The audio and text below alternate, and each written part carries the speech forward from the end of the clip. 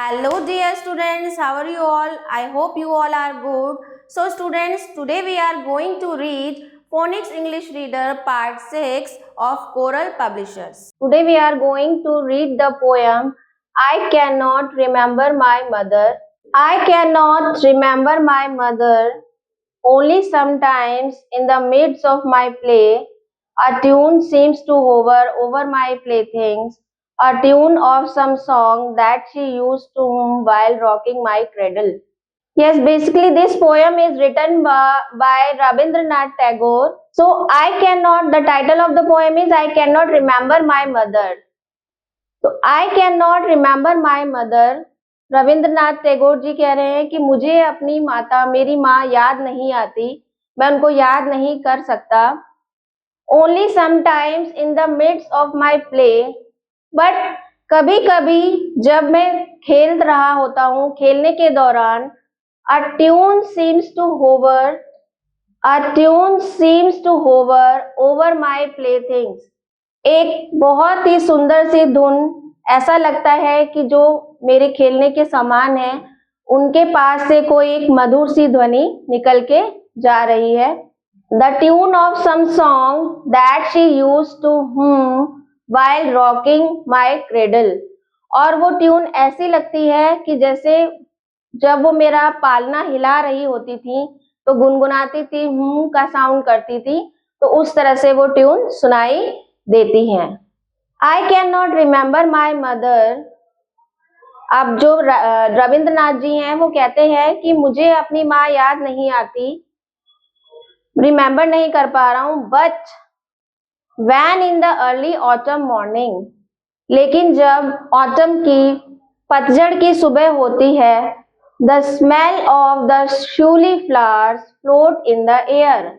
जो शूली फ्लावर्स होते हैं पतझड़ के मौसम में, एक शूली का फ्लावर होता है, उसकी बहुत सौंधी सौंधी सी स्मेल होती है, तो जब वो हवा में मिक्स होके एक सौंधी सी सुगंध आती है तो उस सुगंध में मैं अपनी माँ को फील कर सकता हूँ. The scent of the morning service in the temple comes to me as the scent of my mother. और जो सुबह सुबह अर्ली मॉर्निंग में जो टेम्पल सर्विस होती है, मंदिरों की घंटियों की ध्वनि आती है, उसमें मैं अपनी माँ की खुशबू को फील कर सकता हूँ.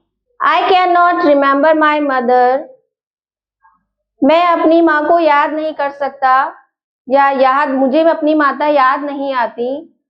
Only when from my bedroom window I send my eyes into the blue of the distant sky, I feel that the stillness of my mother's gaze on my face has spread all over the sky. मुझे अपनी माँ याद नहीं आती, कैसी दिखती थी, क्या थी, लेकिन only when from my bedroom window, जब मैं अपने बेडरूम की खिड़की से देखता हूँ ब्लू स्काई को, विस्तृत आकाश को देखता हूँ, तो I feel that the stillness of my mother's gaze, तो जो शांत आकाश होता है, जब आप शांत आकाश की ओर देखते हैं तो ऐसा लगता है कि आकाश भी हमारी तरफ एकटक देख रहा है. तो जब मैं आकाश को देखता हूँ तो मुझे ऐसा लगता है मेरे फेस पे कि on my face has spread all over the sky. तो मेरी माँ का जो वो देखना, जो माँ एकटक बच्चे को देखती है, निहारती है, तो वो मुझे फील होता है कि मेरी माँ मुझे देख रही है और वो सारे आकाश में उनकी जो नजर है वो फैली हुई है. So that's about the poem. Now we will discuss some word meanings. Midst means middle, tune melody, hover hang about, linger, sing with closed lips, rocking moving gently, cradle babies caught mounting on rockers, and scant sweet smell, distant far away, and gaze a fixed look, एकटक देखना. Now we will discuss some exercise. Take write the correct answer. Whom can the poet not remember? इस poem में जो रविंद्रनाथ टैगोर ने poem लिखी है आई can not remember my mother, तो उस पोएम में पोएट जो है किसको याद नहीं कर पा रहे हैं, his friends, his mother, his brother, all of these. So correct answer is his mother. In the early autumn morning, the smell of the dash flowers float in the air. The smell of the shiuli flowers. Who wrote this poem? The writer of this poem is Rabindranath Tagore. Now choose the correct answers. I can remember my mother.